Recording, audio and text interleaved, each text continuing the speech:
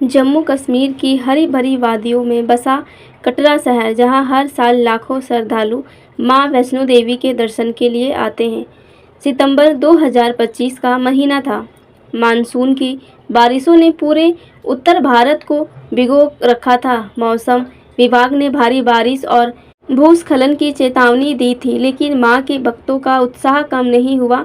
दिग्विजय चौहान, एक 48 वर्षीय व्यापारी जो उत्तर प्रदेश के लखनऊ से अपनी पत्नी पल्लवी, 16 साल के बेटा करण और 13 साल की बेटी सोनी के साथ वैष्णो देवी की यात्रा पर निकले थे। दिग्विजय का कपड़ों का छोटा सा व्यापार था।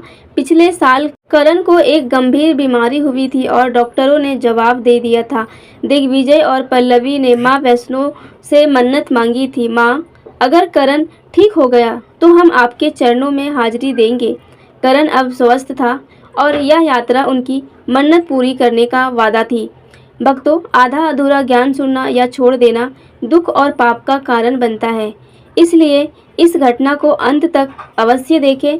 अगर आप भी मां वैष्णो देवी के सच्चे भक्त हैं तो इस वीडियो को लाइक करके चैनल को सब्सक्राइब जरूर से करें और कमेंट में जय माता दी जरूर लिखें। तो चलिए बिना किसी विलंब के शुरू करते हैं। परिवार दिल्ली से ट्रेन द्वारा जम्मू पहुंचा। वहां से उन्होंने कटरा के लिए एक लोकल बस ली। कटरा में पहुंचते ही बारिश शुरू हो गई। सड़कें गीली थी, हवा में ठंड थी, लेकिन भक्तों की भीड़ में उत्साह था। दिग्विजय ने अपनी बैग से मां की एक छोटी मूर्ति निकाली और पल्लवी को दिया। देखो, मां हमारे साथ है, सब ठीक होगा। पल्लवी ने मुस्कुराकर सहमति दी। करण और सोनी उत्साहित थे। करण ने अपनी सेल्फी स्टिक निकाली और तस्वीरें लेने लगा। कटरा से बस बंजुरा की ओर निकली, जहां से वैष्णो देवी की पैदल यात्रा शुरू होती है। बस में कुल 42 यात्री थे, ज़्यादातर भक्त, कुछ स्थानीय लोग। ड्राइवर यूसुफ खान 25 साल से इस रूट पर बस चला रहा था। उसने यात्रियों को आश्वासन किया, बारिश है लेकिन मैं सावधानी से चलाऊंगा, मां की कृपा से कोई दिक्कत नहीं होगी। बस में माहौल भक्ति था। कुछ भक्त जय माता दी की भजन गा रहे थे। एक बुजुर्ग संदीप लखनऊ से आए मां की कथाएं सुना रहे थे। एक युवा जोड़ा जो शादी के बाद पहली बार मंदिर जा रहा था, एक दूसरे से हंसी मजाक कर रहा था। बस घुमदार पहाड़ी रास्तों पर चल रही थी। करण खिड़की से बाहर देख रहा था, जहां बादल पहाड़ों छू रहे थे। सोनी ने पल्लवी से पूछा, मम्मी, क्या माँ सचमुच गुफा में रहती हैं?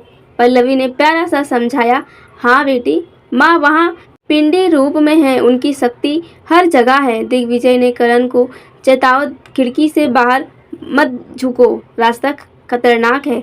शाम के 4:30 बज रहे थे। अधर कुमारी के पास पहुंची। यहाँ एक पवित्र स्थल है जहाँ माँ वैष्णो देवी की गुफा है। बारिश तेज हो रही थी। अचानक बस रुकी। यूसुफ ने बाहर देखा। सड़क पर कुछ पत्थर गिरे थे। छोटा मोटा भूस्खलन है, चिंता मत करो, उन्हें कहा। यात्रियों ने राहत की सांस ली और बस फिर से चली, लेकिन मौसम और खराब हो रहा था। बादल काले पड़ रहे थे और हवा में एक अजीब सी बेचैनी थी। अर्धकुमारी से कुछ किलोमीटर आगे सड़क संकारी घाटी से गुजरती है। पहाड़ ऊंचे और खतरनाक हैं। बारिश ने मिट्टी को कमजोर कर दिया था। बस धीरे धीरे चल रही थी जब अचानक एक जोरदार आवाज़ गूंजी, जैसे कोई बड़ा पत्थर टूटा हो। ऊपर से मिट्टी और चट्टानें गिरने लगी। भूस्खलन, यूसुफ चिल्लाया। उसने बस को रोकने की कोशिश की, लेकिन टायर फिसल गया। बस हिलने लगी। यात्री चीखने लगे। दिग्विजय ने पल्लवी और बच्चों को कसकर पकड़ा। माँ, रक्षा करो, वह बड़बड़ाया। बस का संतुलन बिगड़ रहा था और वह सड़क से खाई की ओर लुढ़क गई। खाई गहरी थी, कम से कम 250 फीट नीचे। सूखी नदी की बस पलटती हुई नीचे गिरी, पेड़ों और चट्टानों से टकराती हुई अंदर। बस कुछ उलट पुलट हो गया, सामान बिखर गया, कांच टूट गए और नीचे हवा में गूंज रही थी, जय माता दी, जय माता दी। भक्त चिल्ला रहे थे, कुछ रो रहे थे। बस आखिरकार खाई के तल पर जाकर रुकी, पूरी तरह क्षतिग्रस्त। दिग्विजय की आंखें खुली। उसका सिर लहूलुहान था, लेकिन वह जीवित था। पल्लवी पास में बेहोश थी। करण का हाथ टूटा हुआ था और सोनी डर से कांप रही थी। मम्मी, पापा, वह चिल्लाई। बस में धुआं भर रहा था। यूसुफ की सांसें थम चुकी थी। बुजुर्ग संदीप में से एक हालत खराब हो चुकी थी। कुछ 18 यात्री घायल हो चुके थे। बाहर अंधेरा छा रहा था, बारिश रुकी नहीं रही थी। हम कहाँ हैं? करण ने दर्द से कराते हुए पूछा। दिग्विजय ने आसपास देखा, खाई में। माँ, अब क्या होगा? उन्होंने बस से बाहर निकलने की कोशिश की, लेकिन दरवाज़ा जाम था। कुछ यात्रियों ने निकलकर खिड़की तोड़ी और बाहर का दृश्य भयावह था। चारों तरफ अंधेरा, गीली मिट्टी और नीचे बहती एक छोटी नदी। फ़ोन की सिग्नल नहीं था। हमें ऊपर जाना होगा, एक युवक ने कहा, जो हनीमून जोड़े का हिस्सा था। लेकिन खाई की दीवारें सीधी थी, खड़ना संभव। तभी दूर से एक जगरना सी आवाज़ आई। पानी! कोई चिल्लाया। ऊपर भी भारी बारिश ने नदी को उफान पर ला दिया था। पानी का सैलाब तेजी से बढ़ रहा था। वान आ रही थी। पल्लवी, जो अब होश में थी, रो पड़ी। दिग्विजय ने परिवार को पकड़ा। माँ पर भरोसा रखो। पानी बस तक पहुँच गया। कुछ यात्री ऊंचाई पर चढ़ने की कोशिश करने लगे, लेकिन गीली मिट्टी फिसल रही थी। बस हिलने लगी, जैसे बहने वाली हो। सोनी चीखी, पापा, मुझे डर लग रहा है। करण ने उसे कसकर पकड़ा। जब सबकी उम्मीद टूट रही थी, अंधेरे में एक चमत्कार हुआ। अचानक आसमान में एक तेज रोशनी चमकी, जैसे कोई सूरज खाई में उतर आया हो। यात्री हैरान। पानी का बहाव धीमा पड़ने लगा। रोशनी से एक आकृति प्रकट हुई। एक स्त्री, सफ़ेद साड़ी में, माथे पर चमकता सिंदूर, हाथ में त्रिशूल और चेहरे पर करुणा भरी मुस्कान। वह वैष्णो देवी की मूर्ति जैसी थी, लेकिन जीवंत। माँ! दिग्विजय ने के मुंह से निकला। आकृति पानी पर चलती हुई पास आई। उसकी आवाज़ मधुर थी, जैसे हजारों घंटियों का स्वर। मेरे बच्चों, डरो मत, मैं तुम्हारी रक्षा के लिए आई हूँ। यात्री अवाक थे। क्या यह सच था? सोनी ने पल्लवी का हाथ पकड़ा।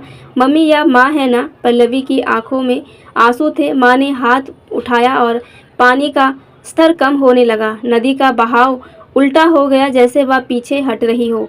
वह स्थिर हो गई। फिर माँ ने घायलों को और देखा। करण के टूटा हाथ पर उन्होंने हल्के से स्पर्श किया और दर्द गायब हो गया। उसका हाथ ठीक हो गया। पल्लवी की बेहोशी दूर हुई। बुजुर्ग महिला, जो घायल हो चुकी थी, अचानक सांस लेने लगी। यह कैसे? युवा जोड़े की लड़की ने कंपकपाते स्वर में पूछा। माँ मुस्कुराई। भक्ति की शक्ति अंत है। फिर माँ ने खाई की दीवार की और देखा। उन्होंने त्रिशूल से हल्का सा स्पर्श किया और पत्थरों से एक चमकदार सीढ़ी बन गई। इनसे ऊपर जाओ, तुम सुरक्षित पहुंच जाओगे। यात्री चढ़ने लगे और घायल थे, उन्हें भी कोई दिक्कत नहीं हुई। दिग्विजय ने देखा, सीढ़ियाँ चमक रही थी, जैसे कोई विशेष शक्ति उन्हें रोशन कर रही हो। ऊपर पहुंचकर एनडीआरएफ की टीम मिली। हेलीकॉप्टर की रोशनी और बचाव कर्मी तैयार थे, लेकिन माँ गायब थी। केवल एक चंदन की सुगंध हवा में बाकी थे। माँ कहाँ गई? सोनी ने पूछा। दिग्विजय ने कहा, वह हमारी रक्षा करके चली गई। बचाव दल को यात्रियों ने सब बताया। हमने माँ को देखा। पानी रुक गया, सीढ़ियाँ बनी, लेकिन बचाव कर्मी हैरान थे। यह कोई नहीं था। पानी का बहाव अचानक रुक गया। कोई वैज्ञानिक कारण नहीं। जांच में पता चला कि उस रात एक क्लाउड ब्लास्ट हुआ था, जिसमें बाढ़ आई, लेकिन पानी अचानक पीछे हट गया। वैज्ञानिक इसका कारण नहीं समझ सके। अस्पताल में डॉक्टर हैरान थे। करण का टूटा हाथ पूरी तरह ठीक था। पल्लवी को कोई चोट नहीं थी। बुजुर्ग महिला जो घायल थी, वह स्वस्थ थी। एक यात्री ने अपने फोन में वह रोशनी और आकृति रिकॉर्ड की थी। वीडियो वायरल हो गया। न्यूज चैनलों में हेडलाइन बन गई। वैष्णो देवी में चमत्कार, भक्तों की जान बची। सबके आश्चर्यजनक चमत्कार एक 8 साल के बच्चे का था, जो कोमा में था। माँ के स्पर्श ने वह जागा और बोला। माँ ने कहा, जीवन को संभालो। यह सुनकर लोग के रोंगटे खड़े हो गए। वैज्ञानिक इसे समझा नहीं सके। घटना के बाद दिग्विजय का परिवार मंदिर गया और माँ के दर्शन किए। वे अब भक्ति में और गहरे डूब गए। करण ने डॉक्टर बनने का फैसला लिया। सोनी लेखिका बनी और इस कहानी को लिखा। दिग्विजय और पल्लवी अब हर साल मंदिर जाते हैं। यह कहानी भक्ति, आस्था और चमत्कार की शक्ति का प्रतीक बन गई। दोस्तों, इस वीडियो को अपने दोस्त, परिवार और रिश्तेदारों के साथ शेयर जरूर करें और वीडियो पसंद आई है तो वीडियो को लाइक करके चैनल को सब्सक्राइब जरूर से करें। और कमेंट बॉक्स में जय माता दी ज़रूर लिखें। मिलते हैं फिर किसी ऐसे वीडियो में, तब तक के लिए धन्यवाद।